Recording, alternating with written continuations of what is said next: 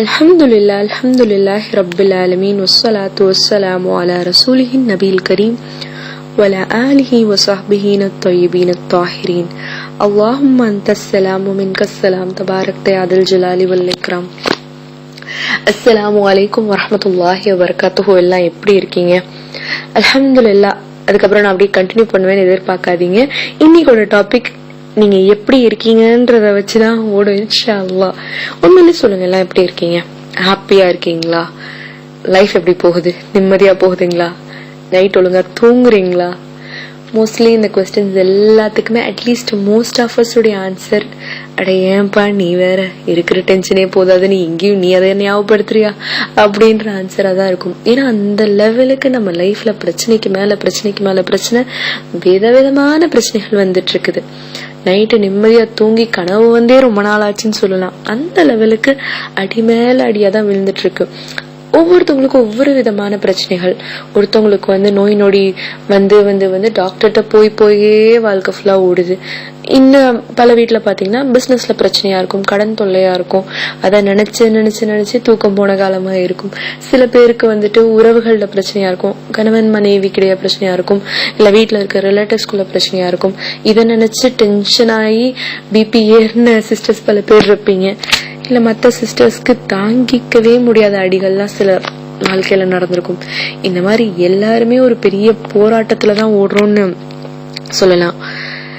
இதுக்கு என்ன சொல்யூஷன் பாக்குறதுக்கு முன்னாடி ஒரு விஷயம் நம்ம புரிஞ்சுக்கணும். இந்த வாழ்க்கையை ஒரு சோதனையாதான் அல்லாஹ் சுப்ஹானஹு வ தஆலா படைச்சிருக்கான். It's a test.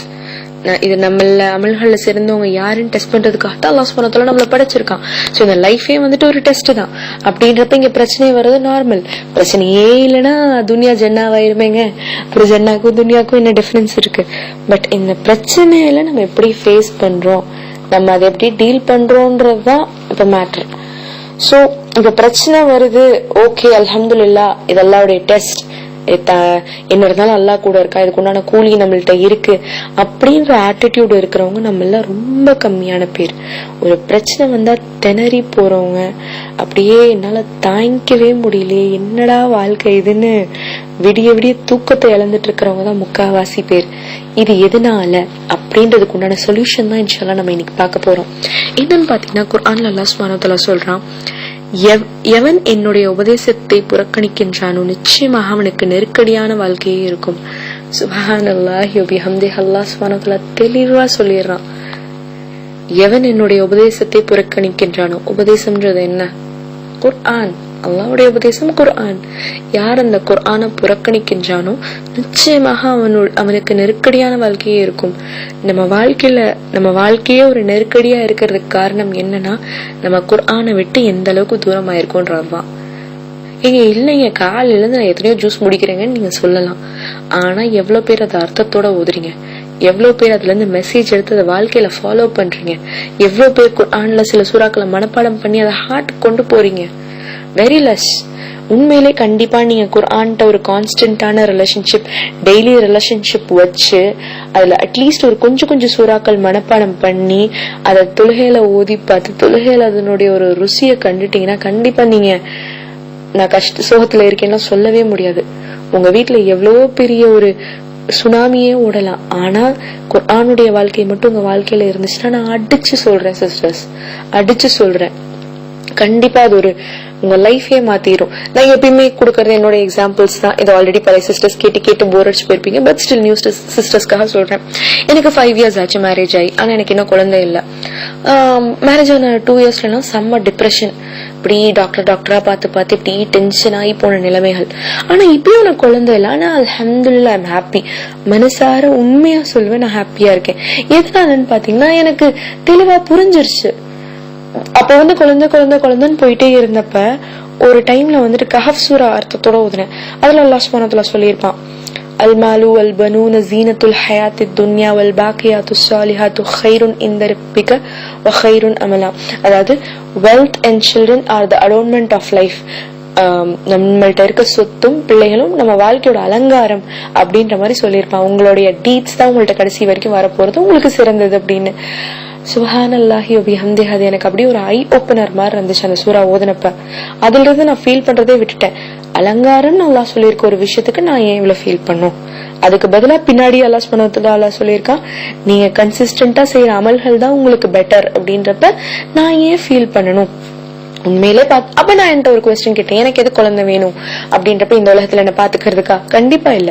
எனக்கு எது குழந்தை வேணும்னா அல்லாஹ்வுடைய பாதையில என்ன அல்லாஹ்ட்ட நெருக்கமாக்கக்கூடிய ஒரு குழந்தையா, அல்லாஹ்வுடைய பாதையில ஒரு ஆலிமாவோ ஹாஃபிஸாவோ நான் வளர்த்தக்கூடிய ஒரு குழந்தையா தான் நான் ஆசைப்படுறேன். அப்ப அல்லாஹ் சுப்ஹானஹு வ தஆலா வந்துட்டு இல்ல இன்னும் கொஞ்ச நாள் ஆகட்டும்ன்றப்ப என்ன ஆயிடுச்சுன்னா, நீ ஏன் குழந்தைய எதிர்பார்த்து குழந்தைய என் பாதையில போகணுன்ற, நீயே என் பாதையில வா அப்படின்னு சொன்ன மாதிரி இருக்கு. அல்ஹம்துலில்லாஹ் நான் பாசிட்டிவான விஷயங்களை யோசிச்சு பார்க்க ஆரம்பிச்சிட்டேன். குழந்தை இருக்கிறது ஒரு பெரிய பாக்கியம், அது நான் I am not denying it, but என்னுடைய வாழ்க்கையில இருக்கிற ஒரு சோதனையில என்னென்ன பாசிட்டிவ் இருக்குதுன்றத நான் யோசிச்சு பார்க்க ஆரம்பிச்சேன். அப்ப அந்த ஒரு குரான்ல அந்த ஒரு ஆயத்தை படிச்சதுக்கு அப்புறம் நான் யோசிச்சு பார்க்க ஆரம்பிச்சேன். என்னன்னு பாத்தீங்கன்னா, எனக்கு நிறைய டைம் இருக்கு அல்ஹம்துலில்லாஹ்.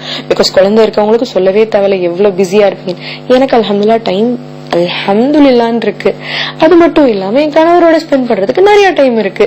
I could be romantic with him. வாழ்க்கை இன்னும் கொஞ்சம் என்ஜாய் பண்ணிட்டு போறோம்னு வைங்க. நம்ம குழந்தை வேணான்னு இல்ல, பட் அல்லாஹ் எப்ப குடுக்கறான்னு வெயிட் பண்ற வரைக்கும் நம்ம ஏன் குழந்தை இல்லையே குழந்தை இல்லையே குழந்தை இல்லையேன்னு அப்படி வாழ்வே மாயம்னு இருக்கணும்? அல்லாஹ் குடுக்கறப்ப குடுக்கட்டும், அது வரைக்கும் நான் சந்தோஷமா இருந்துட்டு போறேன் அப்படின்ற ஆட்டிடியூட் எப்ப வந்துச்சுன்னா, குர்ஆன்ல அந்த ஆயத், அதாவது எனக்குன்னே அல்லாஹ் சுப்ஹானஹு வ தஆலா அந்த ஆயத்தை இறக்குற மாதிரி இருந்துச்சு. இந்த மாதிரி உங்களுடைய ஒவ்வொருவருடைய லைஃப்ல ஏற்படுற பிரச்சனைக்கு கண்டிப்பா குர்ஆன்ல ஆன்சர் இருக்கு. ஆனா அந்த ஆன்சர் தேடி நம்ம எப்ப குர்ஆனை திறக்கிறோமோ அப்பதான் நம்மளுக்கு ஆன்சர் கிடைக்கும். எப்ப நம்ம ஒரு டெய்லி ரிலேஷன்ஷிப்பா குர்ஆன்ட்ட பேசுறோமோ, நம்ம எப்படி ஒரு கஷ்டம்னு வந்தா அம்மாக்கு போன் பண்ணுவோம், ஆனா அந்த அம்மானால ஒண்ணுமே செய்ய முடியாது, ஃபீல் அவங்க அதுக்கு மேல புலம்புவாங்க, பட் நம்மளுக்கு ஹெல்ப் பண்ண முடியுமா? ஒண்ணுமே செய்ய முடியாது. உண்மையை புரிஞ்சுக்கோங்க. எந்த ஒரு கஷ்டம் வந்தாலும் யாருக்கும் போன் பண்ணாதீங்க, தயவு செஞ்சு யாருக்கும் போன் பண்ணாதீங்க. அவங்களால ஒண்ணுமே உங்க லைஃப்ல மாத்த முடியாது, ஒரு ஹெல்ப்பும் பண்ண முடியாது. அவங்க எவ்வளவுதான் அவங்க மீது பாசம் வச்சிருந்தாலும் அவங்களால ஒண்ணுமே பண்ண முடியாது. நம்ம லைஃப்ல ஹெல்ப் யாருனால பண்ண முடியும்னா அல்லாஹ் சுப்ஹானஹு வ தஆலானால தான் பண்ண முடியும். அவன் அதை ஆல்ரெடி எத்தனையோ வருஷங்கள் முன்னாடி பண்ணிட்டான். எப்பன்னு பாத்தீங்கன்னா, எப்ப நம்மளுக்காக குர்ஆனை இறக்குனானோ அப்பவே அந்த ஹெல்ப் பண்ணிட்டான். அந்த ஹெல்ப் நம்மள்ட்ட ரெடியா இருக்கு. நம்ம அதை ஓபன் பண்ணி அதுல ஹெல்ப் கண்டுபிடிக்கணும் தான். இதுக்கு கூட நம்மளால முடியலன்னா then we are the biggest losers. So இன்ஷாஅல்லாஹ் இனிமேல் இது ஒரு நீயாவா எடுத்துக்கோங்க. உங்க லைஃப்ல இருக்கிற பிரச்சனை என்ன ஒரு பிரச்சனை வந்தாலும் தைரியமா போய் அல்லாஹ்ட்ட போய் புலம்புங்க. எப்படி அதாவது அல்லாஹ்ட்ட புலம்புறதுக்குலாம் ஒரு ஃபார்மேட் எல்லாம் கிடையாது, இப்படிதான் புலம்பணும்னு. எக்ஸாக்டா உங்க அம்மா உங்க ஃப்ரெண்ட் எல்லாம் எப்படி புலம்புவீங்களோ நானும் அப்படிதான் புலம்புவேன். எல்லாம் என்ன என்னால முடியல, எல்லாம் கஷ்டமா இருக்கல, இப்படியே புலம்புவேன். பிகாஸ் எனக்கு தெரியும் அவன் என் இறைவன், he is my Rabb. So I'll speak to him, I'll talk to him. உண்மையிலே ஹீஸ் அஸ்ஸமீ, அவன் கேட்டுட்டு இருக்கான். ஆல் ஹியரிங், அல் பசீர், ஒவ்வொரு செகண்டும் பாத்துட்டு இருக்கான். சொல்ல போனா என் தாய் கூட என்ன எல்லா செகண்டும் பாக்குறது இல்ல. ஏதாவது ஒரு மூலையில இருக்காங்க, நான் போன் பண்ணி சொன்னாதான் அவங்களுக்கு தெரியும். அது கூட எல்லா நேரமும் அவங்க போன் அட்டென்ட் பண்ண மாட்டாங்க, அவங்களுக்குன்னு சில நேரம் பிஸியா இருப்பாங்க. பட் அல்லாஹ் சுப்ஹானஹு வ தஆலாவுடைய லவ் அப்படி கிடையாது. எவ்ரி செகண்ட் ஹி இஸ் வாட்சிங் me, every second he is hearing me. இந்த செகண்ட் நான் ரெக்கார்ட் பண்றேன், அவன் பாத்துட்டு இருக்கான். இந்த செகண்ட் உங்க மனசுக்குள்ள என்ன வேதனை ஓடிட்டு இருக்குன்னு நம்மளுக்கு தெளிவா தெரியும். அதாவது எனக்கு ஒரு வயிற்று வலின்னு வந்து அம்மா வயிற்று வலிக்கு இது எப்படி நார்மலா மாட்டேன் தானே சொல்லுவோம். பெசாமி ரெடி வயிற்று வலி வரும் அப்படிதான் அம்மா மாருங்க சொல்லுவாங்க. இல்லைன்னா மிஞ்சி மிஞ்சி போனா இதை எடுத்து மருந்து சாப்பிடுன்னு சொல்லுவாங்க. ஆனா அந்த பெயின் வந்துட்டு அவங்க ஷேர் பண்ணிக்குவாங்களா? நோ. அம்மாவோட லவ்வும் ஒரு லிமிட் தான். இருக்கிறதுல இந்த உலக வாழ்க்கையில அம்மா லவ் தான் ஜாஸ்தி, பட் அவங்களதே லிமிட் தான். ஆனா எனக்கு ஒரு கஷ்டம் வர்றப்ப என்னுடைய ரப் உடனே அதை அசால்ட்டா விட்டுற மாட்டான். பரவாயில்ல, அதை பெயின் பாத்துக்கோ அப்படின்னு சொல்ல மாட்டான். அங்க ஒரு முள் குத்துனா கூட என்னுடைய பாவங்கள் ஒண்ணு கழிப்பான். சுப்ஹானல்லாஹி வ பிஹம்தி. நீங்க நினைச்சிட்டு இருக்கீங்க நீங்க மட்டும்தான், நீங்க தனியா இருக்கீங்க உங்க வாழ்க்கையில, உங்க தனியா கஷ்டத்தை ஃபேஸ் பண்றீங்கன்னு. நீங்க படுற ஒவ்வொரு கஷ்டமும் அவன் பார்க்காம இல்ல, உங்க மனசுல படுற ஒவ்வொரு வேதனையும் அவனுக்கு தெரியாம இல்ல, எல்லாமே பாத்துட்டு இருக்கான். அதுக்கு பதிலா கூலிக்கு மேல கூலியா அவன் கொடுத்து அப்படி தள்ளிக்கிட்டு இருக்காங்க. ஜன்னால உங்களுக்கு அப்படி பெரிய ஒரு மாளிகையை ரெடி பண்ணிட்டு இருக்கான். உங்களுக்கு நீங்க படுற ஒவ்வொரு கஷ்டத்துக்கும் அங்க உங்களுக்கு கூலி ரெடி ஆயிட்டு இருக்கு. ஒவ்வொரு வாட்டி கஷ்டம் வர்றப்ப சந்தோஷத்தோட ஃபேஸ் பண்ணுங்க. என் ரப் இதுக்காக எனக்கு கண்டிப்பா ஒரு கூலி கொடுக்காம விட்டுற மாட்டா, நான் பொறுமையா இருக்கேன் அப்படின்ற ஒரு பாசிட்டிவ் ஆட்டிடியூடோட லைஃப ஃபேஸ் பண்ணுங்க. ஏன்னா we have the Ar-Rahman as our Rabb. நம்மளுடைய இறைவன் யார்? Ar-Rahman பா. He is the most merciful. அவன் இருக்கிறப்ப நம்ம எப்படி சந்தோஷப்படாம இருக்க முடியும்? வாழ்க்கையில எவ்வளவு பெரிய அடி வந்தாலும் சரி, நம்பிக்கையோட இருங்க, அல்லாஹ் இருக்கான்னு. ஆனா இந்த நம்பிக்கை எப்ப வரும்னா, only when you have a relationship with Quran. அல்லாஹ்வுடைய வார்த்தைகளை எந்த அளவுக்கு மனசுக்குள்ள கொண்டு வர்றீங்களோ அந்த அளவுக்கு அல்லாஹ்ட்ட நெருக்கமாக முடியும். இந்த ஆயத் இதோட முடியறது இல்ல. 10 நிமிஷம் ஆயிடுச்சு ஆடியோ, ஆனா நான் முடிக்கிற மாதிரி இல்ல. அந்த ஆயத்தை நான் கம்ப்ளீட் பண்ணிக்கிறேன். சோ இதை முடிச்சுட்டு அல்லாஹ் சுப்ஹானஹு வ தஆலா என்ன சொல்றான்னா, நாம் அவனை கியாம நாளில் குருடனாகவே எழுப்புவோம். we will gather him on the day of resurrection blind. அல்லாஹு அக்பர். குர்ஆனை புறக்கணிக்கிறதுக்கு இந்த உலகத்துல என்ன கஷ்டம்னு பாத்தீங்கன்னா, உலக வாழ்க்கை நெருக்கடியா இருக்கும், அது கூட ஒரு சைடு வச்சிடலாம் சிஸ்டர்ஸ். ஆனா ஆகிரத்தோடைய பனிஷ்மெண்ட் யோசிச்சு பாருங்க. கியாம நாள்ல குருடனாக எழுப்புவோம். எதுக்காக பிளைண்டா எழுப்பணும்னு சொல்றான்றது கொஞ்சம் புரிஞ்சு பாத்தீங்கன்னா, ஆகிரத்துல வந்துட்டு நம்மளுக்கு கிடைக்கக்கூடிய பிக்கெஸ்ட் நேமா இந்த ஃபைனல் நம்மளுடைய ரிவார்ட் ஜன்னா கிடையாது. ஜன்னா is not the final thing. ஜன்னா இஸ் த ஃபர்ஸ்ட் ஸ்டெப். உண்மையிலே ஆகிரத்துடைய பெரிய கூலி என்னன்னு பாத்தீங்கன்னா, அல்லாஹ் சுப்ஹானஹு வ தஆலாவை பார்க்கிறது.